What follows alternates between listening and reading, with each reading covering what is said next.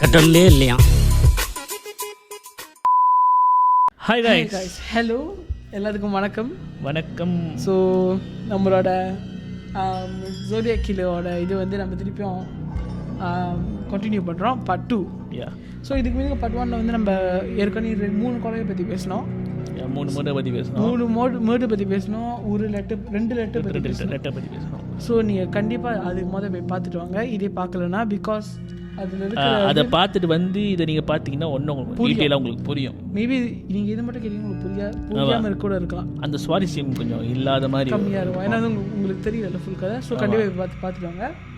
So இப்போ நம்ம வந்து நம்மளோட ஜோடியாக் கில்லர் பார்ட் 2. ஸோ ஆரம்பத்தில் வந்துட்டு நம்ம வந்துட்டு ஐ திங்க் டேவிட் அண்ட் பெட்டி கொண்டதை பார்த்தோம். அப்புறம் டெர்லின் அண்ட் மைக்கேல் ஓட கேஸ் பார்த்தோம். ஸோ இவங்க 2 பேரோட கேஸும் பயங்கரமான கேஸ். அதுக்கப்புறம் சிசிலியா அண்ட் பிரையன் இவங்க கேஸை பார்த்தோம். யா.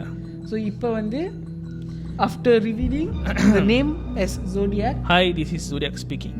ஸோ எஸ், இதுக்கப்புறம் நம்ம ஒரு ஜோடியாக் பார்ப்போம்.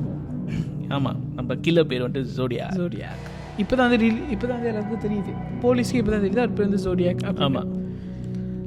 ஸோ ஆஃப்டர் 14 days 14 நாள் கழிச்சு 11 October 1969 ஒரு ராத்திரி டைம்.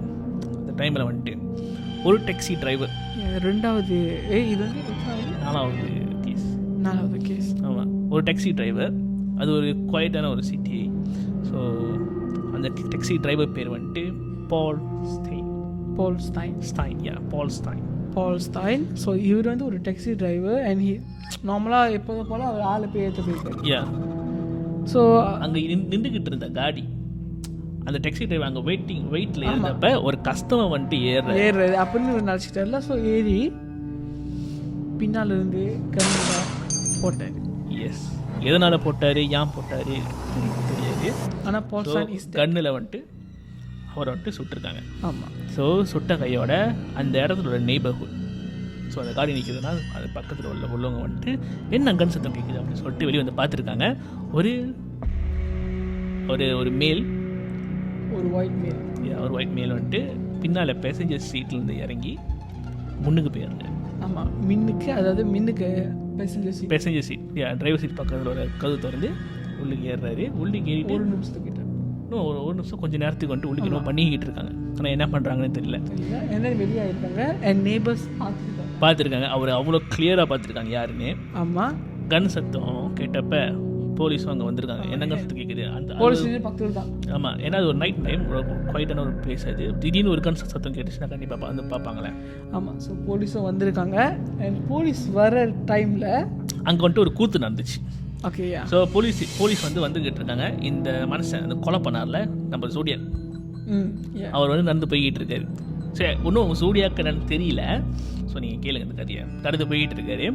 போலீஸ் வந்துட்டு இவரை விசாரிக்க வரும் பொழுது கண்ட்ரோல் ரூம்லேருந்து வாக்கி டோக்கியில் வந்துட்டு சொல்கிறாங்க, நம்மளுக்கு வந்துட்டு ஒரு கேஸ் வந்திருக்கு. ஸோ அது ஆஃப்ரிக்கனா அப்படின்னு கேட்ட கையோட இந்த போலீஸ்கார் என்ன நினச்சிக்கிட்டாரு, நம்ம தேடுற சஸ்பெக்ட் வந்துட்டு ஒரு ஆஃப்ரிக்கன் அப்படின்னு நினச்சிட்டு அவரை போட்டுட்டாரு. ஏன்னா வந்து ஒரு அமெரிக்கன்.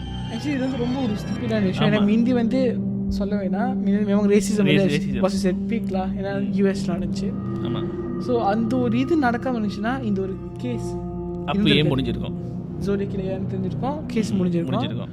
பட் தான் இல்லை, அந்த ஒரு கண்ட்ரோல் ரூம் பண்ண தப்பு இப்போ வந்து மிஸ்கம்யூனிகேஷன்னால அப்படி ஆயிடுச்சு. தென் அவர் நடந்து போன கையோட தான் வந்துட்டு சொல்கிறாங்க அது வந்துட்டு ஒரு மிஸ்கம்யூனிகேட் ஆகுது. ஸோ அது வந்துட்டு ஒரு அமெரிக்கன் அப்படின்னு சொல்கிறோம். ஸோ என்னென்னா வந்து அவங்களுக்கும் நம்ப முடியல. இதே மேமாங் ஜோடியாக்கு தான் நம்ம வந்து லெப்பாஸ் பண்ணுறாங்க விட்டுட்டுமா அப்படின்னு. ஆமாம். ஸோ அவங்க என்ன பண்ணாங்கன்னா வந்து அந்த நேபர்ஸையும் அந்த பார்த்த போலீஸும் நேபர்ஸையும் வந்து ஸ்கெட்ச் ஆஃபீஸுக்கு அனுப்பிவிட்ருக்காங்க. ஆமாம், 2 பேரும் தனித்தனியாக அவங்க சொல்கிறத வரைஞ்சிருக்காங்க. அண்ட் சர்ப்ரைசிங்லி நீங்கள் பார்த்துருப்பீங்க கண்டிப்பாக அந்த ஃபோட்டோவை. 2 பேருமே ஒரே அளவு தான் சொல்லியிருக்காங்க. அக்யூரேட், 2 பேர் சொன்னது அக்யூரேட்டாக, வெரி மச் அக்யூரேட், ஒரே மூஞ்சி. ஆமாம். ஸோ இதில் என்ன நம்ம தெரியுது, ஆனால் இந்த கால் நடந்தது 11 October 1969. 13 October 1969க்கு போலீஸ் ஸ்டேஷனுக்கு ஒரு லெட்டர் போயிருக்கு. அதாவது அந்த லெட்டரில் வந்துட்டு ஜோடியாக் தான் எழுதியிருக்காரு. ஆனால் இந்த முறை கொஞ்சம் புதுசாக என்ன போட்டிருக்காங்கன்னா, ஒரு ட்விஸ்ட். நம்ம பால் ஸ்டேன் இருக்கார்ல, அந்த டாக்ஸி டிரைவர், அவரோட சட்டையில் ஒரு பாகமாக வெட்டி அந்த லெட்டரில் வச்சுருக்காரு. ஆரம்பத்தில் நம்ம சொன்ன தெரியுமா, பின்னால் சீட்லேருந்து இறங்கி முன்னுங்க சீட்டுக்கு போயிட்டு என்னவோ பண்ணிக்கிட்டு இருந்தார் அப்படின்னு. அவர் இதுதான் பண்ணிக்கிட்டு இருந்திருக்காரு. பைபிள் அழகாக வெட்டி எடுத்து வந்து இப்போ லெட்டர் அனுப்பிவிட்ருக்காரு. அந்த லெட்டரில் வந்து ஒரு பாகம் அதில் என்ன சொல்லியிருக்குன்னா வந்து, ஒரு த்ரெட், நான் ஒரு கிண்டர் கார்டனில் போய் எல்லா பிள்ளைங்களும் சுட்டுருவேன் அப்படின்னு ஒரு த்ரெட் வந்து அதில் இருக்குது.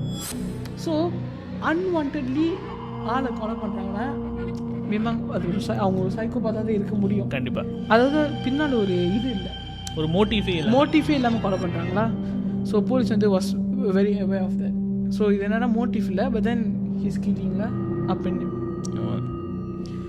ஏன் அந்த லெட்டரில் வந்துட்டு, ஸோ இவர் அனுப்பின லெட்டர்ஸில் நீங்கள் பார்த்தீங்கன்னா 1969 to 1970 வந்துட்டு மொத்தம் 6 லெட்டர்ஸ் போயிருக்கு. ஓகே, 1971 ஒரு லெட்டர் போயிருக்கு.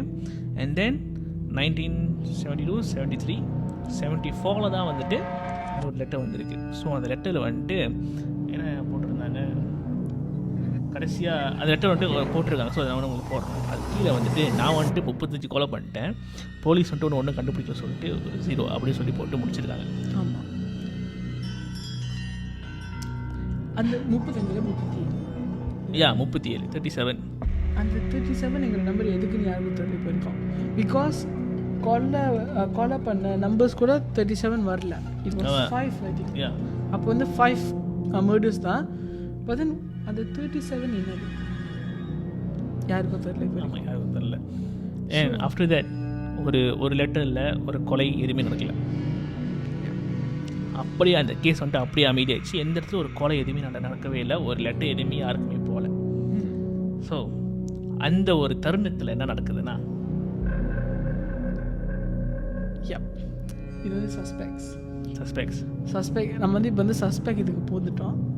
அந்த தருணத்தில் வந்து என்ன நடக்குதுன்னா, கேரி ஸ்டூவர்ட் என்கிற ஒருத்தன் அவங்களோட அப்பாவே, தன் சொந்த அப்பாவையே அவர் தான் ஜோடியாக் அவர் தான் கொலை பண்ணியிருக்காரு அப்படின்னு காமிச்சிருக்காங்க.